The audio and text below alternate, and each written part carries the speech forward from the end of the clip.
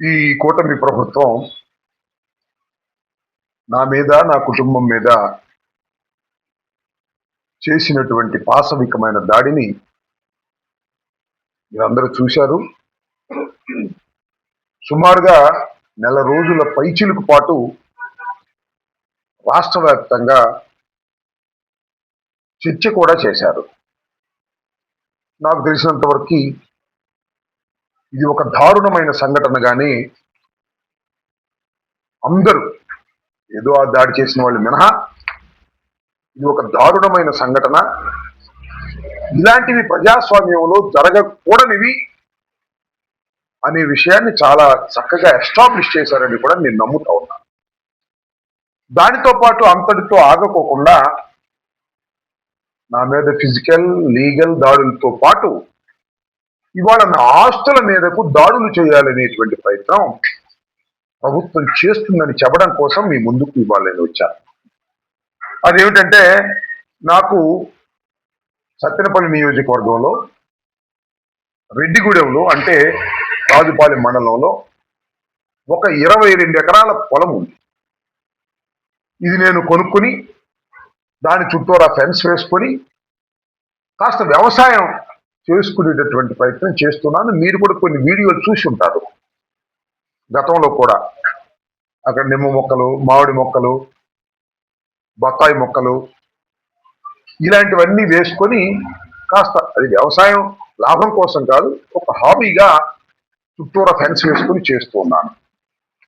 దానికి హఠాత్తుగా నేను జైల్లో ఉన్న సమయంలో నాకు చెప్పారు, కొంత సర్వే పేరుతో రహస్యంగా వచ్చి అవన్నీ కూడా చెక్ చేసుకున్నారు మీరు లేని సమయంలో. ఆ తర్వాత నాకు ఒక నోటీస్ ఇచ్చారు. ఎవరు? మండల సర్వేయర్ ఆఫీసర్, ఎంఆర్ఓ ఆఫీస్ నుంచి నాకు ఒక నోటీస్ వచ్చింది మొన్న ఈ మధ్యన. దానిలో ఏమన్నారంటే, మీ పొలాన్ని మేము సర్వే చేయాలి, మీకున్నటువంటి పొలాన్ని మేము సర్వే చేయాలి, పోయిన నెల 28వ తారీఖు 2 గంటలకి మీరు రావాలి, మీ డాక్యుమెంట్స్ అన్ని తీసుకురావాలని ఒక నోటీసుని ఎంఆర్ఓ ఆఫీస్ నుంచి నాకు సర్వ్ చేశారు. దానికి మేము రిప్లై ఇచ్చాము. సర్వే చేయకపోయింది, ఎవరు చేయమన్నారు, ఎందుకు సర్వే చేస్తున్నారు, నేనన్నా సర్వే చేయమని అడగాలి, లేదా నా పక్క పొలం వాడైనా కలిసిందండి రాంబాబు గారి దానిలో సర్వే చేయమని అడగాలి. ఎవ్వరూ సర్వే చేయమని అడగకోకుండా మీరు ఎందుకు సర్వే చేస్తున్నారు అని చెప్పి మళ్ళా మేము ఎంఆర్ఓ గారికి ఇచ్చాం, ఇది ఇల్లీగల్ అని.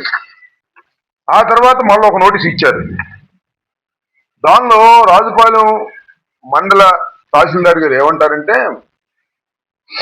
Regional vigilance and enforcement officer గారు దీన్ని చెక్ చేయమన్నా అంట.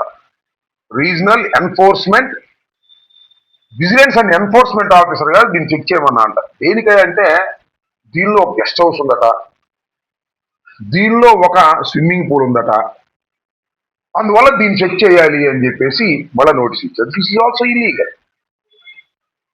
దానిలో స్విమ్మింగ్ పూల్ లేదు, ఒక బావి ఉంది, ఒక గెస్ట్ హౌస్ లాంటిది ఒక పెంకుటింటికి ఉంది. ఉంటే కట్టుకోకూడదా మా పొలంలో? అది తప్ప? What is this? అంటే హెరాస్మెంట్ చేస్తారా మమ్మల్ని? సర్వేలు చేస్తారా వచ్చి రౌడీజంగా? లీగల్గా రావాలా. రీజనల్ ఎన్ఫోర్స్మెంట్ ఆఫీసర్కి నా పొలానికి సంబంధం ఏంటి? ఉంది, స్విమ్మింగ్ పూల్ ఉంటుంది అనుకోండి, బావి అనుకోండి, అది స్విమ్మింగ్ పూల్ ఉంటే, గెస్ట్ హౌస్ ఉంటే ఉండకూడదు. చట్ట వ్యతిరేకమా? నేను అడుగుతా ఉన్నా. మరి చంద్రబాబు నాయుడు చట్ట వ్యతిరేకమైనటువంటి కృష్ణానది గర్భంలో ఉన్నటువంటి గెస్ట్ హౌస్ లో ఆయన నివసిస్తూ, నా పొలంలో ఒక చిన్న గెస్ట్ హౌస్, ఒక బావి ఉంటే దాన్ని మీరు ప్రశ్నిస్తారా? ఏంటి మీ ఉద్దేశం?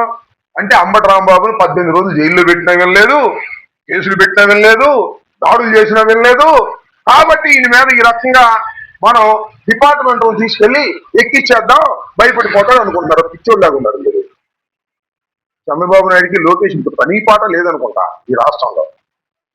నా ఆస్తులు ఎక్కడున్నాయి, దానిలో ఏముంది అని రంధ్రాన్వేషణ చేసి ఏం చేస్తారు మీరు అని చూస్తా ఉన్నా.